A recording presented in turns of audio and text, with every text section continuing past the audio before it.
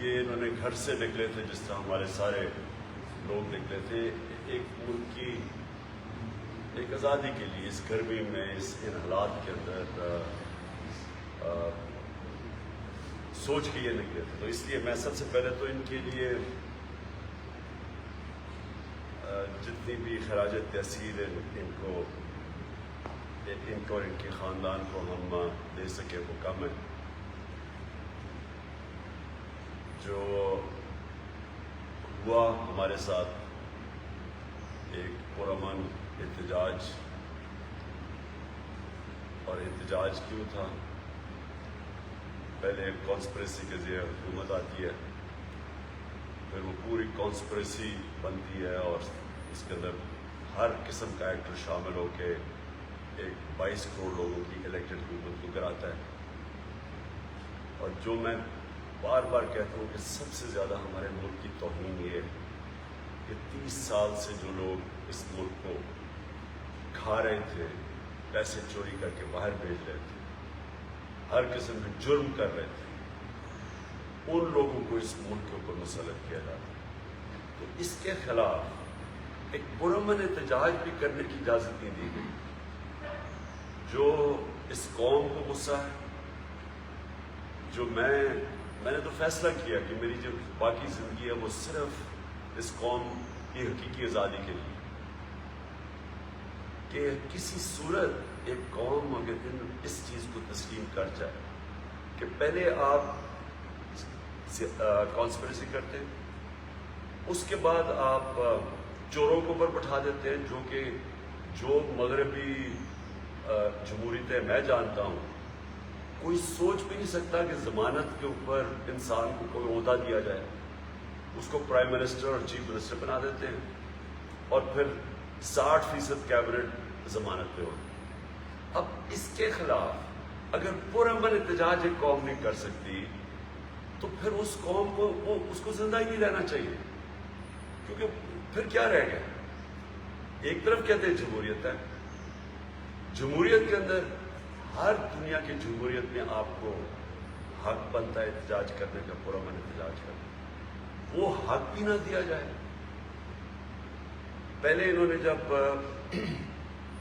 رات کے اندھیرے پہ حملے کیے، لوگوں کے گھروں میں گئے، پنجاب پولیس نے جس طرح ہمارے کارکنوں کے اندر نہ انہوں نے دیکھا عورتیں ہیں، نہ دیکھا بچے ہیں، جس طرح انہوں نے 2-2 3-3 بجے رات کے صبح کے یعنی گھروں میں گھسے. اس کے بعد ہم عدالت کے پاس گئے اور پھر سپریم کورٹ کا ایک فیصلہ آیا اور انہوں نے ایڈوائز کی کہ جناب یہ آپ کو پولیس کو یہ نہیں کرنا چاہیے. انہوں نے یہ بھی رکاوٹوں کے اوپر بھی کہا. ہمیں یہ لگا اس کے بعد کہ اب تو ساری رکاوٹیں بھی ہٹا دی جائیں گی اور اب کوئی پولیس کی کارروائی بھی نہیں ہوگی. اس لیے جو بھی ہوا اس کے بعد ہمارے میں سے کوئی اس چیز کو ایکسپیکٹ نہیں کر رہا تھا. ہم سب سمجھ رہے تھے کہ اب تو عدالت کا فیصلہ آ گیا، میرے خیال میں 11-12 بجے آ گیا تھا، تو سب سمجھ رہے تھے کہ اب ساری رکاوٹیں بھی ہٹا دی جائیں گی، اب کوئی پولیس ایکشن بھی نہیں ہوگا کیونکہ ہمارا حق ہے پرامن احتجاج. تو جو چیزیں قوم نے دیکھی، جو قوم کے سامنے چیزیں آئیں، 2 شہید فیصل عباس اور پھر سے میں کہتا ہوں سعید احمد جان، ان کو وہ راستے میں اور خاص طور پر فیصل عباس کو خود سے پھینکا گیا راوی کے نیچے سے. تو جو پھر عورتوں سے کیا گیا، بہنوں سے کیا گیا، بچوں سے کیا گیا، بیٹیوں سے کیا گیا، وکیلوں سے کیا گیا، جو لاہور میں بس پہ وکیل جا رہے تھے ان کو نکال کے جس طرح پولیس نے مارا، میں یعنی ساری قوم کے سامنے یہ ظلم ہوا. اور جس طرح پولیس نے پنجاب پولیس کو استعمال کیا گیا، کیونکہ میں پنجاب پولیس کو جانتا ہوں، ہمارے 3.5 سال میں بڑے اچھے آفیسرز تھے، لیکن انہوں نے چن کے ان آفیسرز کو اوپر بٹھایا. جو اسلام آباد کے آئی جی کو سزا ہونے والی تھی لاہور سیف سٹی کے پروجیکٹ کی کرپشن، اس کو واپس لے کے آئے شہباز. انہوں نے چن کے لوگوں کو پلیس کیا اور ان سے پھر ظلم کروایا. ہمارے جس طرح انہوں نے عمر ایوب ایک منسٹر وہ بات کرنے گئے پولیس کے ساتھ، جو اس کو انہوں نے مارا ہے بے دردی سے. میں ابھی تک میں یہ سوچ رہا ہوں کہ کون اپنی عوام کو، لوگوں کو، شہریوں کو، بچوں کو، عورتوں کو، بیٹیوں کو، کون سی پولیس اس طرح ملک دشمن کر کے اس طرح مارتی ہے. اور جیسے جیسے راستے میں ہمیں خبریں آتی گئیں، کیونکہ ہمیں بڑی دیر لگی، 20 گھنٹے لگے پہنچتے، خاص طور پر جب ہم پنڈی اور اسلام آباد میں جب گھسے تو جس طرح عوام نکلی اور ساری رات عوام کھڑی رہی سڑکوں کے اوپر، میں حیرت تھی کہ فیملیز کھڑی تھی، بچے تھے، بچے اٹھائے ہوئے تھے لوگوں نے. تو میں یہ جو پروپیگنڈا چل رہا ہے کہ ہم کوئی انتشار کرنے جا رہے تھے، میں بار بار یہ سوال پوچھتا ہوں کہ کیا کوئی اپنے بہنیں، بچوں کو، عورتوں کو لے کے جاتے ہیں انتشار کرنے کے لیے؟ کیا لوگوں نے اپنی آنکھوں سے نہیں دیکھا کس طرح کے لوگ نکل رہے تھے؟ جب شیلنگ کی گئی ڈی چوک کے اندر، بار بار شیلنگ کی گئی، دیکھا نہیں؟ آپ تو سوشل میڈیا پہ تصویریں ہیں کہ کون لوگ تھے جن کے اوپر وہ شیلنگ کر رہے تھے، کون سے دہشت گرد تھے، یہ کس طرح کی، کون سی پولیس اپنے لوگوں کے اوپر اس طرح کرتی ہے. پھر جو لبرٹی چوک میں لوگ نکلے وہ فیملیز نکلی ہوئی تھی لاہور میں، ان کے اوپر جو شیلنگ کی گئی، جو کراچی میں کیا گیا، جس طرح کا تشدد کراچی میں کیا گیا، یعنی کون سی ملک کی پولیس سے اس طرح کا ظلم کرواتے ہیں. یہ ہیں یزید کے ماننے والے لوگ، یہ ہیں ان کے فالوورز یزید کے، رانا ثناء اللہ، شہباز شریف، حمزہ شریف. یہ وہ لوگ ہیں، شہباز شریف اور رانا ثناء اللہ. اگر اس ملک کا انصاف کا نظام ان کو سزائیں دیتا، جب انہوں نے ماڈل ٹاؤن میں 14 لوگوں کو سب کے سامنے، ٹی وی کے سامنے گولیاں ماری اور کچھ 60 لوگوں کو گولیاں لگی تھی، 14 لوگ مارے گئے تھے، اگر تب سزا مل جاتی تو شاید اس ہٹ درمی سے یہ اس طرح کا ظلم نہ کرتے تو ساری قوم نے دیکھا. تو میں ایک اپنی پارٹی کے بڑے میرے لوگ مایوس اندر سے، ہمارے کارکن، کہ آپ نے کیوں نہیں وہاں جا کے، کیوں نہیں وہاں بیٹھے. میں آپ کو یقین دلاتا ہوں کہ میں وہ آدمی ہوں جو کہ 126 دن دھرنے میں بیٹھا ہوں. میرے لیے اتنا دیر بیٹھنا، جتنی دیر یہ گھٹنے ٹیکتی ہے گورنمنٹ، میرے لیے کیا مشکل تھا. لیکن مجھے جب تک میں وہاں پہنچا، مجھے پوری طرح علم ہو گیا کہ اب حالات کس طرف جا رہے ہیں. اور میں یہ چاہتا ہوں میری قوم غور سے سنے، اگر مجھے اپنے ملک کی فکر نہ ہوتی، اگر مجھے میرے بھی باہر پیسے پڑے ہوتے اور جائیدادیں پڑی ہوتی اور ڈالرز پڑے ہوتے اور آف شور اکاؤنٹس ہوتے اور محلوں میں رہ رہا ہوتا اور میرے بیٹے بھی بڑے بڑے اربوں روپے کی پراپرٹیز میں رہ رہے ہوتے، جس طرح ان کے 2 خاندانوں کی ساری پیسے باہر پڑے ہیں، مجھے بھی شاید فکر نہ ہوتی اپنے ملک کی. کیونکہ مجھے پتا تھا اس دن رات کو خون خرابہ ہونے لگا تھا. لوگ ہمارے تیار ہو گئے تھے، عام لوگ تیار ہو گئے تھے، جنہوں نے وہ دہشت گردی دیکھی جو پولیس کے ذریعے کروائی گئی، جو ظلم کیا گیا، سب لوگ تیار ہو گئے تھے لڑنے کے لیے. اس دن رات ہمارے لوگ کئی اتنے غصے میں تھے جو انہوں نے وہ تماشے دیکھے ہیں جس طرح پولیس نے ان سے کیا ہے، اور ہر جگہ پولیس نے کیا. جو لوگ پولیس کی مار کھا کے وہاں تک پہنچے، جنہوں نے عمر یوب کی حال دیکھا، جو وہ ہمارے ساتھ جب کنٹینر میں آیا، وہ جا کے پولیس کو سمجھا رہا تھا اور انہوں نے جو اس سے تشدد کیا، یہ بھی نہیں دیکھا کہ منسٹر ہے، کسی نے کوئی مجرم نہیں ہے، یہ انسٹرکشنز دی ہوئی تھی پولیس کو ظلم کرنے کے لیے. تو جو غصہ تھا اس وقت، میں اس دن شام کو بیٹھ جاتا، میں آپ کو سب کو گارنٹی کرتا ہوں کہ اس دن خون خرابہ ہونا تھا.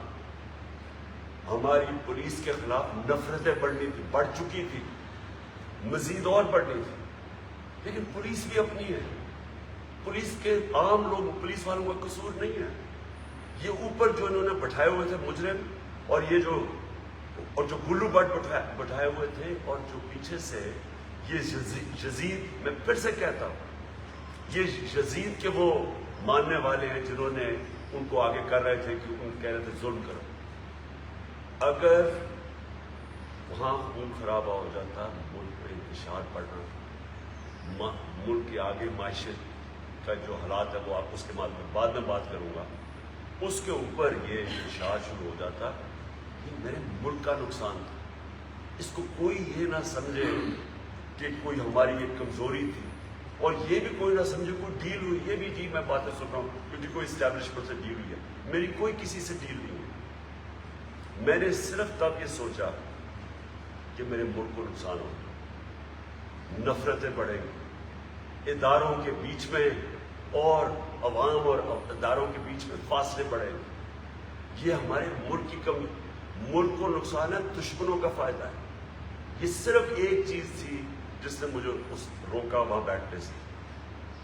اور میں یہ واضح کر دوں کہ اگر کسی کا خیال ہے، یہ کو خوش فہمی ہے کہ ہم اب آرام سے کوئی ان سے نیگوشیٹ کریں گے اور اس کو تسلیم کر لیں گے، اس امپورٹنٹ حکومت کو تسلیم کر لیں گے، کسی کوئی غلط فہمی میں نہ رہے. میں نے یہ فیصلہ کیا ہوا ہے کہ میں اس کو جہاد سمجھتا ہوں.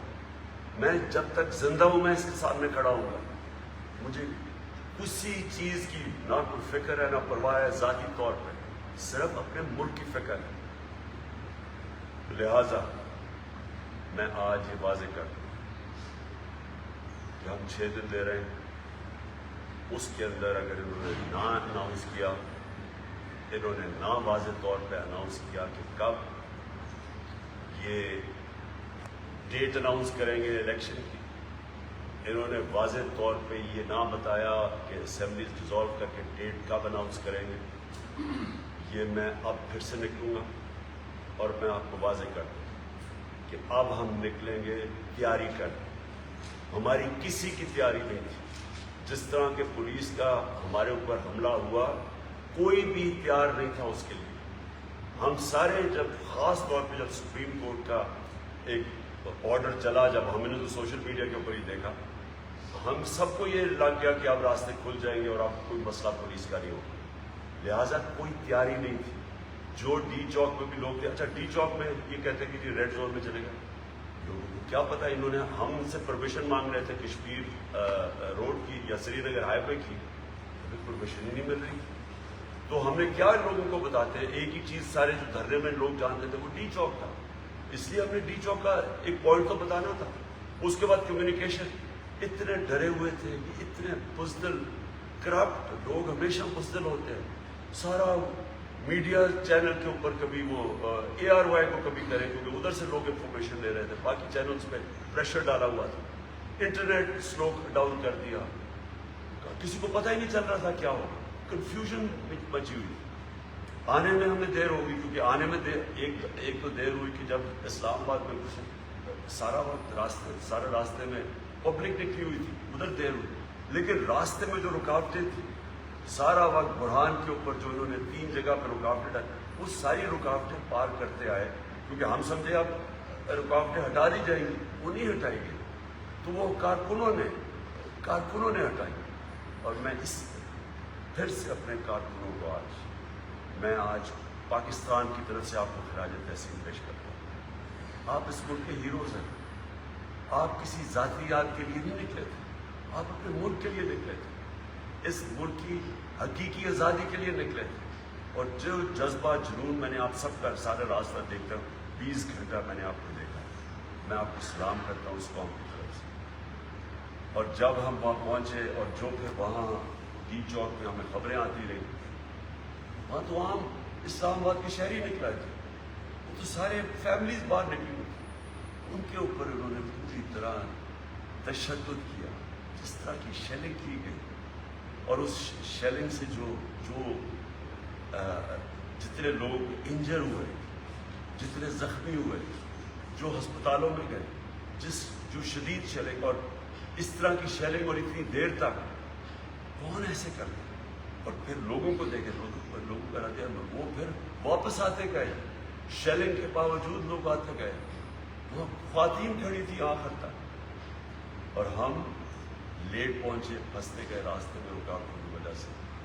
اور جو پھر ہمیں آخر میں جب تک میں پہنچا تو اس لیے میں یہ اپنے لوگوں کو بتانا چاہتا ہوں کہ اس کو کوئی کمزوری نہ سمجھیں، صرف اور صرف اس لیے اس وقت مجھے پتہ تھا کہ اب یہ انتشار کی طرف جانا ہے، اور اس کی وجہ سے میں نے یہ 6 دن دی۔ اب ان 6 دنوں کے اندر میں نے آج چیف جسٹس آف پاکستان کو خط لکھا اور میں نے ان سے یہ سارے سوال کیے کہ کیا ایک جمہوریت کے اندر پرامن احتجاج کرنے کا ہمارے پاس حق ہے یا نہیں؟ یہ فنڈامنٹل رائٹ ہے ایک شہری کا۔ کیا اس طرح کا آگے اگر ہم کوئی احتجاج کرتے ہیں، اور خاص طور پہ چوروں کے خلاف، اور یہ جو اب حرکتیں کر رہے ہیں، جو اب اسمبلی میں یہ کروا رہے ہیں، یہ بالکل غیر آئینی چیز ہے کہ آپ اوورسیز پاکستانی اس کا حق لے دیں صرف اس لیے کہ آپ کو ڈر لگا ہوا الیکشن آ رہا ہے۔ یہ سارے جو آپ حربے استعمال کریں گے، میں اپنی عدلیہ سے پوچھتا ہوں کہ کیا آپ سمجھتے ہیں کہ ہم اب یہ چپ کر کے بھیڑ بکریوں کی طرح یہ سب مان لیں گے چیزیں؟ اور اگر ہم یہ اب سمجھتے ہیں تو آپ یہ تو ملک کو خود ہی ہم دھکیل رہے ہیں ایک بغاوت کی طرف، کیونکہ اس کا اگلا سٹیپ کیا؟ اگر آپ کسی کو پرامن احتجاج نہیں کرنے دیں گے تو ان کے پاس پھر کتنے راستے رہ جائیں گے؟ تو اس لیے میں نے چیف جسٹس صاحب ان کو بھی آج خط لکھا ہے کہ کلیئر کرے پوزیشن، کیونکہ ہم نے انہوں نے اگر 6 دن کی بات نہ کیا میں پھر کال دوں گا قوم، اور میں آپ کو یقین دلاتا ہوں کہ جو 6 دنوں تک ہمیں پتہ چل جائے گا کہ ہمیں کیا ہمارا پاکستان کا سپریم کورٹ ہمارے فنڈامنٹل رائٹ کو پروٹیکٹ کرتا ہے یا نہیں۔ میں تو حیرت یہ ہے کہ جس طرح وہ سوشل میڈیا پہ چل رہا ہے، وہ وکیل ایک بس کے اندر ہیں، اس میں عورتیں بھی ہیں، ان کو نکال کے جس طرح مار رہے ہیں، یہ کبھی کسی نے اس طرح کی چیزیں دیکھی؟ یعنی میں ابھی تک حیران ہوں کہ کون سا انصاف کا نظام اس چیز کو اجازت دیتا ہے؟ اور یہ لوگ ساری قوم کو پتہ چل جانا چاہیے کہ حق کے اوپر کون کھڑا ہے، کون اس ملک میں ظلم کر رہا ہے، کون اس ملک کے اندر ایک ملک کی حقیقی آزادی کے لیے کھڑا ہے، اور کون اس ملک کے لیے کرپٹ نظام کو بچانے کے لیے ہر سطح پہ جانے کے لیے تیار ہے، اداروں کو آپس میں لڑانے کے لیے، عوام کو اداروں کے خلاف کرنے کے لیے تیار ہے، نفرتیں پھیلانے کے ایک پولیس کے خلاف جو لوگ تیار ہیں۔ دوسری اب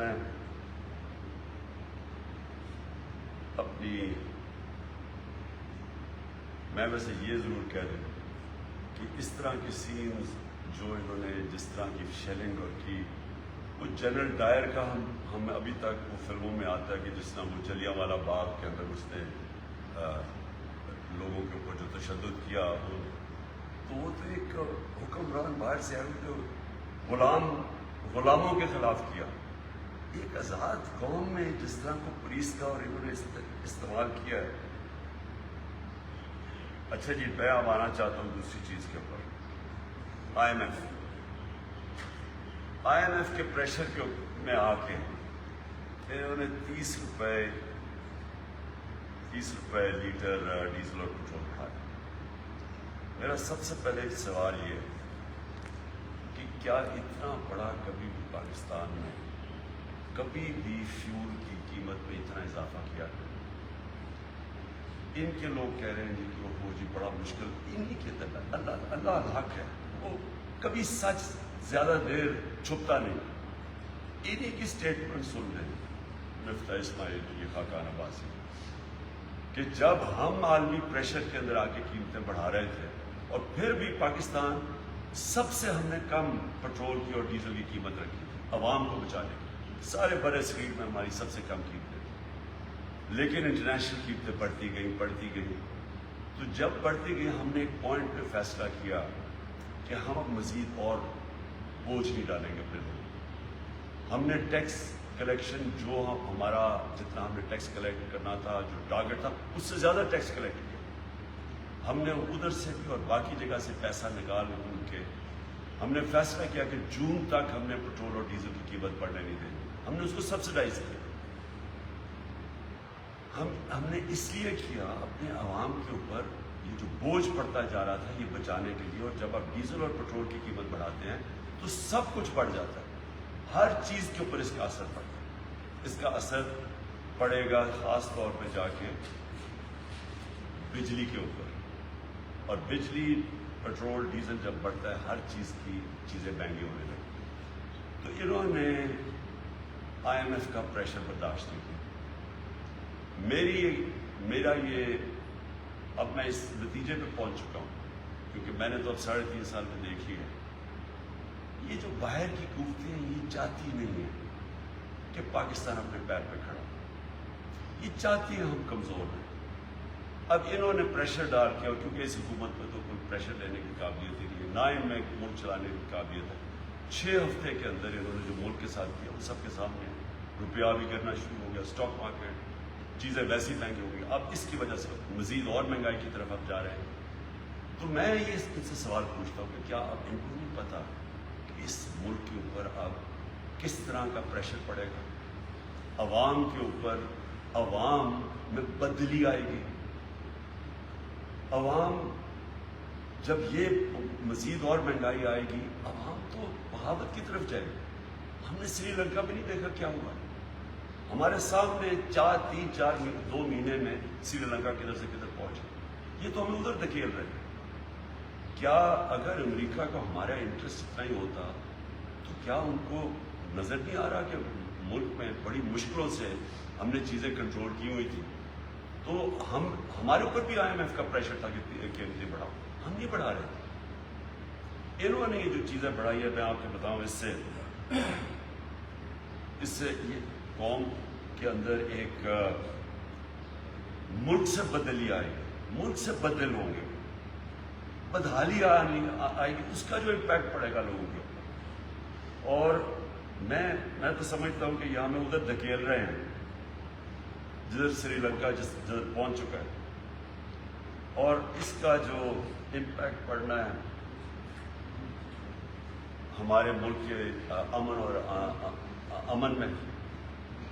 تو میں اسی لیے جو سب سے زیادہ یہ جو سازش، وہ جو مراسلہ جو آیا تھا واشنگٹن سے، جو ہمارے امبیسڈر کی ملاقات ہوئی تھی ڈونلڈ لو سے، اس نے اس میں کیا بات کی تھی؟ اس نے کہا تھا کہ عمران خان روس کیوں گیا. اس نے نام لیا تھا کہ عمران خان روس کیوں گیا، اور اس لیے اس کو آپ ہٹاؤ، اور اگر نہ ہٹایا تو پاکستان کو نقصان ہوگا، اگر ہٹا دیا تو معاف کر دیا جائے گا. تو لگ ایسے رہا تھا کہ مجھے جو اصل معافی پاکستان کو، کہ میں روس کیوں چلا گیا. پہلے تو میں یہ واضح کر دوں کہ روس سارے ہمارے جتنے بھی اسٹیک ہولڈرز تھے، فارن آفس تھا، یہ عسکری قیادت تھی، سب کی مشاورت سے میں گیا تھا.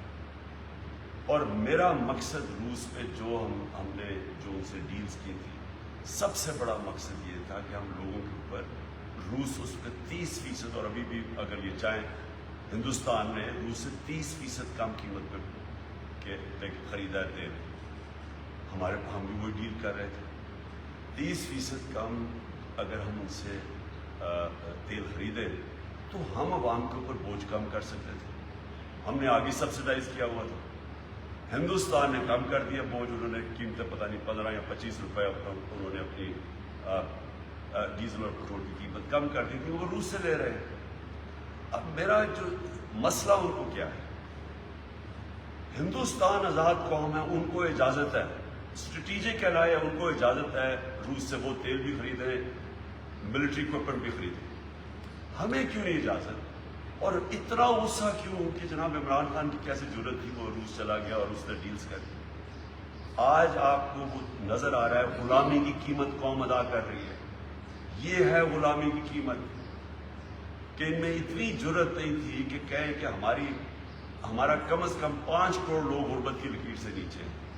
5 کروڑ لوگ مزید صرف تھوڑا سا اوپر ہے غربت کی لکیر سے، اور اگر ایک جھٹکا پڑتا ہے مہنگائی ہوتی ہے وہ نیچے چلے جاتے ہیں. کیا یہ نہیں بتا سکتے تھے؟ کیا یہ اپنے ملک کے لیے نہیں بول سکتے تھے کہ یہ جو آپ کرنے جا رہے ہیں اس سے ہمارے ملک میں غربت بڑھے گی؟ ہمیں بھی ہندوستان کی طرح اجازت دیں، کیونکہ ان کو تو اجازت مانگنی پڑنی تھی. تو ہندوستان کو اگر ان کو پتہ ہے کہ ان کی آزاد فارن پالیسی ہے، ان کو پتہ ہے کہ ہندوستان ان کی بات نہیں مانتی. ہندوستان نے واضح طور پہ کہا ہے کہ ہمارے ملک میں غربت ہے اور ہم اپنے لوگوں پر بوجھ کم کرنا چاہتے ہیں. ہم کیوں نہیں کہہ سکتے؟ اور یہ پھر سے میری جنگ اس امپورٹڈ حکومت سے یہ ہے کہ میں غلامی نہیں قبول کرتا. میں یہ 22 کروڑ لوگ ہم ان چوروں کے غلام نہیں بن سکتے جو کہ مزید امریکہ کی غلامی کرے اور ہر بات مانے. یہ جو IMF ہے, IMF تو وہ امریکہ کنٹرول کرتا ہے اس کو. تو یہ کون پریشر ڈال رہا ہے, کون پاکستان کو دھکیل رہا ہے؟ یہ جو کہتے ہیں لائف سپورٹ مشین پہ, کون پاکستان, کس نے پاکستان کو لائف سپورٹ مشین پہ رکھا ہوا؟ اور پھر یہ کہتے ہیں کہ بیگرز آر ناٹ چوزرز. یہ پرائم منسٹر کہتا ہے, یہ کرائم منسٹر, کہ ہم بیکاری ہیں اس لیے ہمیں غلامی کرنی پڑتی ہے. تو یہ تو جو جس طرح آپ جا رہے ہیں تو ہمیشہ ہی بیکاری رہیں گے. اس لیے میرا آخری لفظ, اس لیے میرا یہ فیصلہ ہے, یہ جہاد ہے ان کے خلاف. 6 دن میں نے ان کو دیے ہیں. 6 دن کے بعد انشاءاللہ میں اپنی قوم کو نکالوں گا, اور اس بار ہی جب نکالوں گا تیاری کر کے نکالوں گا ہر قسم کی. مجھے امید اپنی سپریم کورٹ سے, سپریم کورٹ کا اس پر بہت بڑا رول ہے. میں اپنی وکلا کمیونٹی کو آج کہہ رہا ہوں, جس طرح انہوں نے وکلا کو مارا ہے بری طرح لاہور کے اندر, آپ کے سامنے وہاں پاکستان بار کونسل کا ممبر بیٹھا تھا, اس کو جو انہوں نے نکال کے جو اس کو مارا, اور FIR جو انہوں نے کی. یہ وقت ہے, میں آج اپنی ساری قوم کو اپیل کر رہا ہوں. میرا فیصلہ ہے, میں نے ان کو قبول نہیں کرنا, میں نے ان کے خلاف جہاد لڑنی. میں آپ سب کو کہتا ہوں کہ 6 دن میں نے دیے ہیں, ساری قوم تیاری کرے اپنی حقیقی آزادی کے لیے. اور اس باری جب ہم نکلیں گے, ہم تیاری کر کے نکلیں گے. ہم سپریم کورٹ سے پروٹیکشن چاہتے ہیں جو ہمارا حق ہے, لیکن اگر انہوں نے اس باری وہ حرکتیں کی جو اس باری کی ہیں, پھر یہ ذمہ دار ہوں گے جس طرف یہ ملک جائے. خان صاحب آپ نے فرمایا, بار بار فرمایا, 4-5 مرتبہ فرمایا, میرا نام فدادی ہے, 4-5 مرتبہ آپ نے فرمایا کہ ہم پوری تیاری کے ساتھ جائیں. ایک تو تاثر جو باہر پھیلا ہوا ہے وہ شاید آپ کو بھی پتا ہے کہ غالباً تاثر کے حوالے سے بات کر رہا ہوں کہ آپ کو کوئی ڈیل ہوئی ہے اسٹیبلشمنٹ کے ساتھ, وہاں پر اٹک کے پاس یا سوابی کے پاس کوئی خاکی رنگ کا ہیلیکاپٹر اٹھا تھا وغیرہ وغیرہ جو بھی ہے. آپ نے سپریم کورٹ کو ساتھ سیکھنے کے حوالے سے بات کی ہے, یہ ہو گئی قانونی جنگ. اگر آپ پوری تیاری کے ساتھ جا رہے ہیں تو آپ کس قسم کی تیاری کی بات کر رہے ہیں؟ یعنی ایک طرف آپ نے اپنے کارکنوں کو بچایا, عوام کو بچایا پولیس کے تشدد سے, ریاستی تشدد سے, اور دوسری طرف آپ کہہ رہے ہیں کہ مزید تیاری کے ساتھ ہو رہے ہیں. تو وہ کس قسم کی دیکھ تیاری کا مطلب کیا؟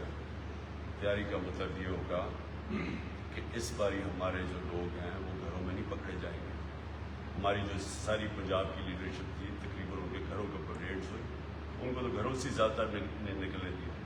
پتہ نہیں کتنے 100 کارکنوں کو انہوں نے جیلوں میں ڈال دیا.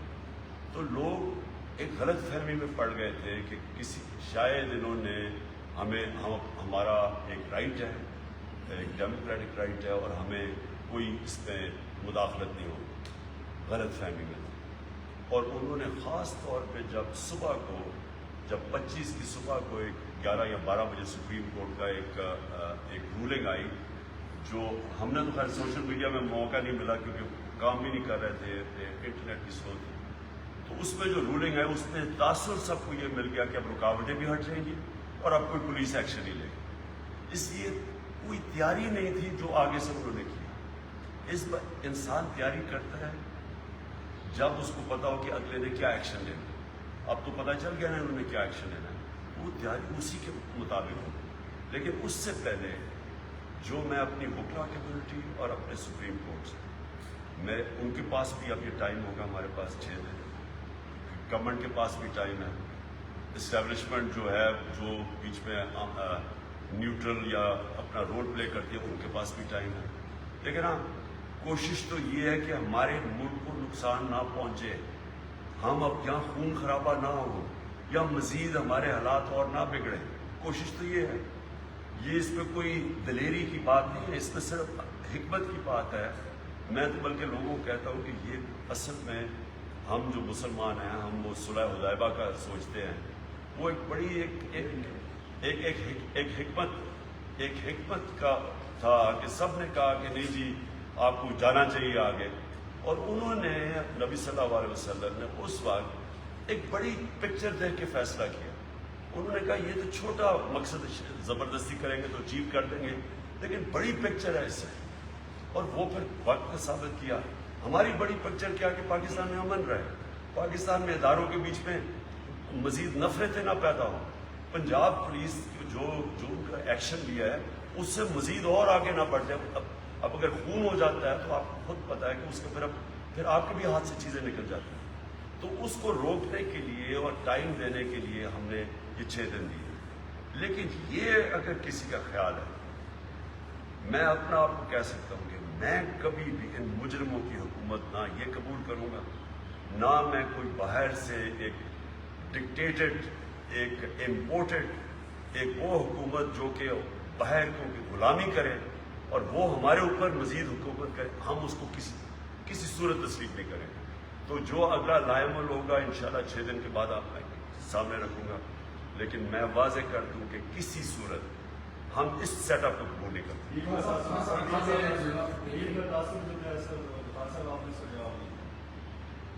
بولے ڈیل کا تاثر جو ایک پھیلا ہوا ہے، جی آپ واپس آئے تو ڈیل کا جو ایک تاثر ہے اس حوالے سے میں آپ کو پھر سے کہوں کہ ہم نے سارا وقت اپنے مذاکرات کھولے رکھے اور کھولے بھی رہنے چاہیے، کیونکہ ہم چاہتے کیا، ہم کو یہ لڑائی تو نہیں کرنے ہیں نا. ہم تو بیسک آبجیکٹو کیا ہے، آبجیکٹو ہے الیکشن، آبجیکٹوز ہے الیکشن اور جون میں الیکشن، ریزولوشن ہے اسمبلی الیکشن. اس آبجیکٹو پہ ہم نے پہنچا. سب سے بہتر طریقہ تو یہ ہے کہ ہم نیگوشیٹ کر کے مذاکرات سے پہنچ جائیں. لیکن اگر یہ نہیں اس سے پہنچیں گے تو پروٹیسٹ سے پہنچیں گے، پبلک پروٹیسٹ. اور میں آپ کو یقین دلاتا ہوں کہ اس وقت قوم جدھر کھڑی ہے کوئی قوم ان کو تسلیم کرنے کے لیے نہیں تیار. سو پروٹیسٹ ہم کریں گے. اب ہم چاہتے ہیں کہ ہمیں پھر اگر یہ نہیں مانتے تو پرامن پروٹیسٹ کرنے کا دیں. اگر یہ پرامن پروٹیسٹ بھی نہیں کرنے دیں گے، یعنی اگر یہ سارے سمجھتے ہیں کہ ہم بھیڑ بکریوں کی طرح یہ ظلم سہ لیں گے، یہ نہیں ہونے لگا.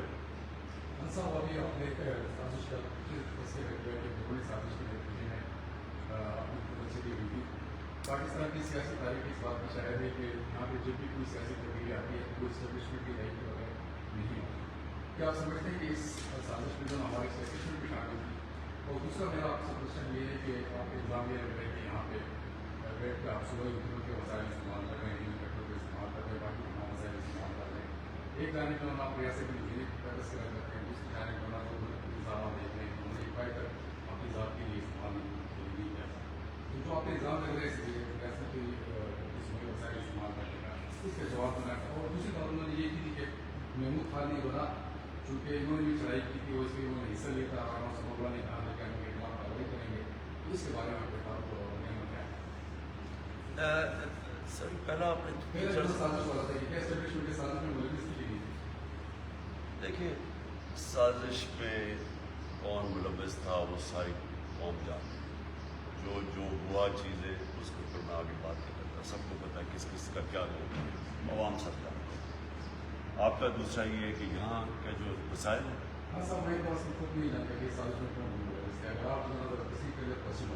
وہ وقت پہ سب کو پتہ چل جائے گا کون ہے، کون سامنے آ جائے گا. لیکن دیکھیں میں یہ کہتا ہوں کہ جو ہم نے دیکھا ہے، یہ جو یزید کے فالوورز نے جو کل کیا ہے، میں تو ساری بیوروکریسی کو بھی کہتا ہوں، سارے اداروں کو بھی کہتا ہوں، جنہوں نے اس کے اندر شرکت کی ہے ان سب کو جواب دینا پڑے گا. اس قوم کو بھی، اوپر اپنے والے کو بھی، اللہ کو بھی. کیونکہ میں نے جو دیکھا حالات وہاں، کس طرح یہ لبرٹی چوک اور ڈی چوک میں خاص طور پہ میں بات کر رہا ہوں، اب فیملیز دیکھ رہے ہیں کھڑے، وہ کس طرح کے حیوان تھے جنہوں نے فیملیز کے اندر ڈائریکٹلی اس طرح انہوں نے ٹیئر گیسنگ کی. اور پتہ ہے کہ بچے دیکھ رہے ہیں. تو ان ساروں کو ان سے جواب تو یہ قوم لے گی. اب آ جائے جی آپ بات کر رہے ہیں کہ یہاں دیکھیے آپ کوئی سیاسی مقاصد نہیں ہوتا، یہ ملک کے لیے ہم سب کر رہے ہیں. اور آپ بالکل اس کی فکر نہ کریں کہ ہم کبھی بھی نام میں جو آدمی اپنے گھر میں رہتا ہے اور ایک کیمپ آفس نہیں ڈکلیئر کرتا، 2 گھر ہیں دونوں کیمپ آفس نہیں، اور 1 ارب 8 کروڑ روپیہ اپنے آفیسز کا کم کر پاتا ہے، وہ کبھی بھی گورنمنٹ کے وسائل کے اوپر نہیں چلتا، اس کو اور کچھ ہی خوف خدا ہے۔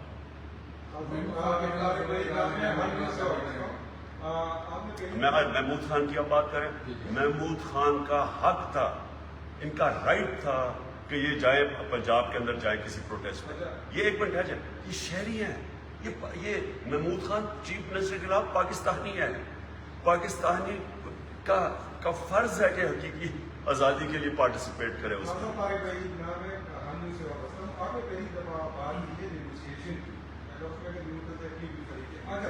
اس معاملے پر آپ نے جو اگر گورنمنٹ آپ سے رجوع کرتی ہے، آپ بیٹھیں گے ان کے ساتھ؟ آپ نے بات کی کوئی بھی مطلب اس کے انتظامات؟ ہم گورنمنٹ کے ساتھ بالکل بیٹھ سکتے ہیں، لیکن یہ آپ کو بتا دیں کہ نیگوسیشنز میں یہ ہوگا کہ الیکشنز آپ کو اناؤنس کرنے پڑیں گے جون کے مہینے میں۔ الیکشنز اناؤنس کرنے کے لیے آپ تیار ہیں؟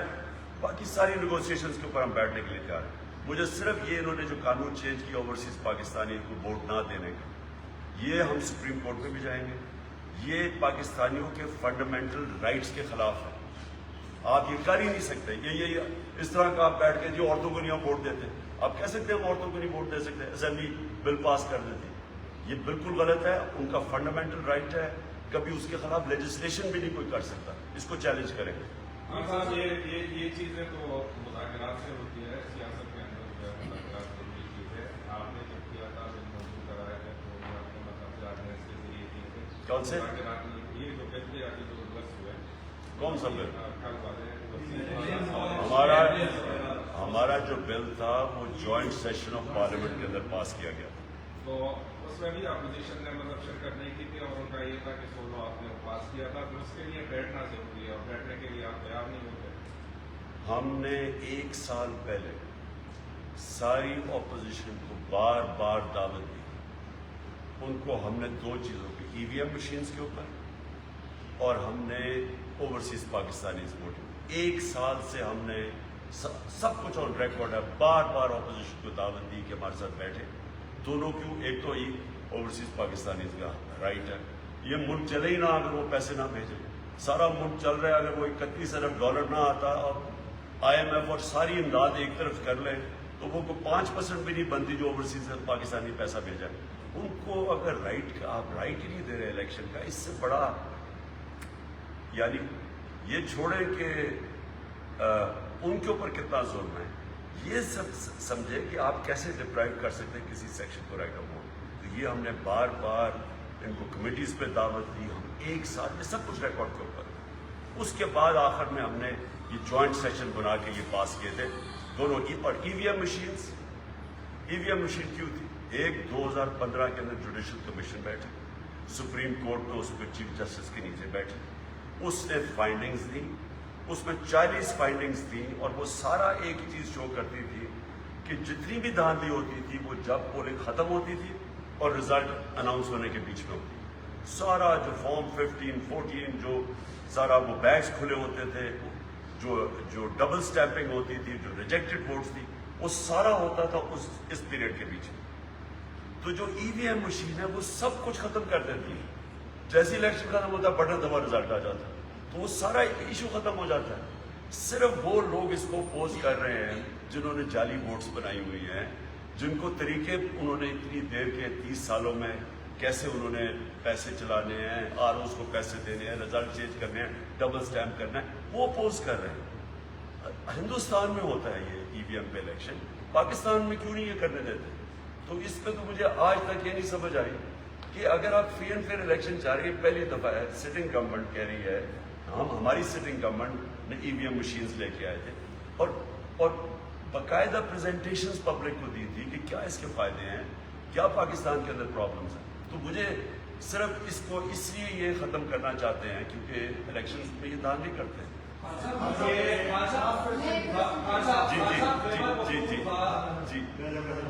جی بات سر، میں صرف یہ آپ سے 2 چھوٹی چیزیں پوچھنا چاہ رہی ہوں۔ ایک تو یہ کہ مثال کے طور پر الیکشن وہ آپ کی بات مان لیتے ہیں اور آپ کی خواہش کے مطابق الیکشن اناؤنس کر دیتے ہیں اور الیکشن ہو بھی جاتے ہیں، लेकिन उनके नतायज वैसे नहीं आते जैसे कि आप एक्सपेक्ट कर रहे हैं, तो फिर आपका फैसला क्या होगा?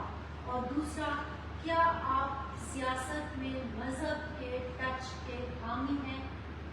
पहली चीज़ थी आपको मैं वाज़ेह कर दूं कि जो आप कहते हैं ना कि इलेक्शंस के रिजल्ट्स नहीं आते, मैं वो क्रिकेट की 200 साल तारीख का वो कैप्टन हूँ जिसने न्यूट्रल अंपायर लेके आया था। और पहली दफ़ा ये आपको नहीं पता होगा कि क्रिकेट में न्यूट्रल अंपायर तब आए, नहीं तो अपने अपने अंपायर होते थे। तो हम पहली दफ़ा लेके पाकिस्तान वो मुल्क है जो हमने 86 के अंदर न्यूट्रल अंपायर लेके, अब सारी दुनिया में न्यूट्रल अंपायर। मेरी पूरी कोशिश थी कि जब मैं इक़्तिदार में आऊँ, हर इलेक्शन हमारा मुतनाज़ा होता है, मेरा पूरी कोशिश ये थी कि हम वो गवर्नमेंट बने जो पहली दफ़ा इलेक्शन इस तरह करवाए कि जो हारने वाला है वो मान जाए। जिस तरह आज क्रिकेट हमारे ज़माने में नहीं मानते थे, आपकी वो कहते हैं जी अंपायरों ने हरा दिया दूसरे, आज कोई सारे मान जाते हैं हार जीत क्रिकेट में। उसी तरह अगर हमने ये जो रिफॉर्म्स लेके आए थे, सब मान जाएंगे कौन जीतता है कौन हारता है। तो आपने ये बात की ना कि जी आप रिजल्ट मानेंगे नहीं, अगर आप इलेक्शन ठीक करवा देंगे तो रिजल्ट सब मान जाएंगे। दूसरी आपने मज़हब की बात की, देखिए मैं अगर मेरे में ये ईमान ना होता कि इस मुल्क ये बचता ही तब है, इस मुल्क को जिस नज़रिए के तहत ये मुल्क बना था इस्लामी फलाई रियासत, अगर मेरा ये ईमान ना होता तो मैं पॉलिटिक्स में ना आता। मुझे पॉलिटिक्स में क्या अभी तक मैंने क्या ज़ात में बनाया पॉलिटिक्स में? मैं तो एक नज़रिए के तहत आया था और मैं उसी नज़रिए के ऊपर खड़ा हूँ। अब से नहीं 26 साल से, 26 साल पहले आप देख लें कि मैं क्या आया था पॉलिटिक्स में, आज देखिए। और मैं इसलिए आपको कहता हूँ कि ये मुल्क बचेगा इतना जब ये वो फंडामेंटल प्रिंसिपल्स के ऊपर जाए जिस पर मदीना की रियासत खड़ी हुई, जिसमें मैं वाज़ेह कर दूँ रूल ऑफ लॉ, कानून की हुक्मरानी, फलाई रियासत, मेरिटोक्रेसी और एजुकेशन इमरजेंसी जो हुआ था, ये बेसिस थे उसके ऊपर। इसी के ऊपर ये मुल्क इंशाल्लाह अजीम मुल्क बने। खान साहब, आप क्रिकेट में जानवर एम्पायर रहे हैं, जिसमें तो हम आपको पूरी क्रेडिट देते हैं। पख्तूनख्वा में एक महमूद खान की खैर हो, बाकी खैर क्रिकेट। आप जरा यहाँ पर मौजूद है, पहले भी आए, अब दोबारा मौजूद हैं, तो मेहरबानी करें अपने वजीरों की परफॉर्मेंस को एनालिसिस करें।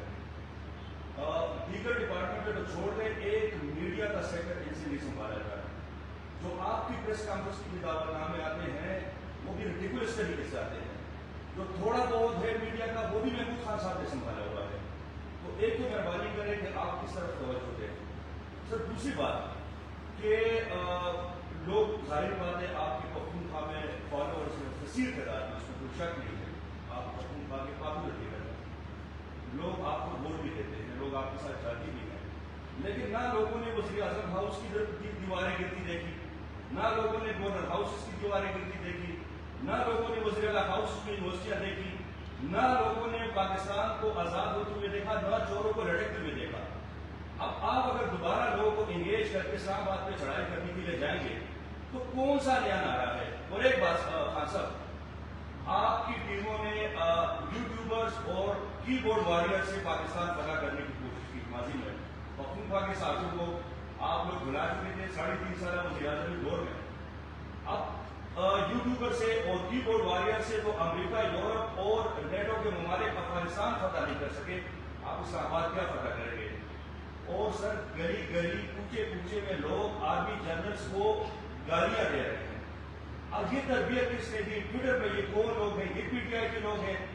आप अपने वर्कर को पाकिस्तान के इदारों में, खुसूस आर्मी और जो अदलिया है, उसके हवाले से क्या पैगाम देंगे कि जो आर्मी जनरल के हवाले से ये पैगाम आपने अगर कान में पैगाम पहुंचा दे तो मेरे ख्याल से हर कान तक पहुंच चुका है, गालियां पड़ रही हैं। तो आप अपने अब आवाम तवक्को कर रहे हैं कि आप अपने वर्कर की थोड़ी सी तरबियत कर रहे हैं। आप भली बिल्कुल आप अपनी तहरीक चलाएं, इन चोरों के खिलाफ चलाएं, पाकिस्तान को फतह करें, फतह करके दोबारा आप आवाम की खिदमत करें।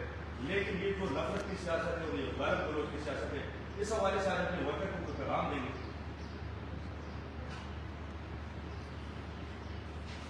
मैं इसका बड़ा सख्त जवाब दे सकता हूँ, लेकिन मैं वो नहीं दूँगा।